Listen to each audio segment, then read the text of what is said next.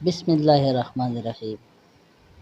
ابو مسعود انصاری کہتے ہیں کہ ایک شخص نے رسول اللہ صلی اللہ علیہ وآلہ وسلم سے عرض کیا کہ یا رسول اللہ صلی اللہ علیہ وآلہ وسلم، فلاں شخص لمبی نماز پڑھاتے ہیں، اس لیے میں جماعت کی نماز میں شریک نہیں ہو سکتا، کیونکہ میں دن بھر اونٹ چرانے کی وجہ سے رات کو تھک کر چکنا چور ہو جاتا ہوں اور طویل قرأت سننے کی طاقت نہیں رکھتا۔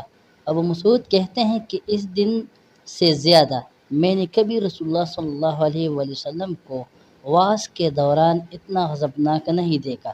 آپ صلی اللہ علیہ وآلہ وسلم نے فرمایا کہ اے لوگو، تم ایسی شدت اختیار کر کے لوگوں کو دین سے نفرت دلانے لگے ہو۔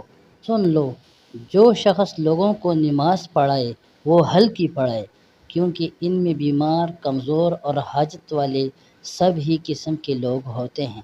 ساتھیو، اگر ویڈیو اچھی لگی تو چینل کو لائک اور سبسکرائب کیجیے، دعاؤں میں یاد رکھیے۔ والسلام۔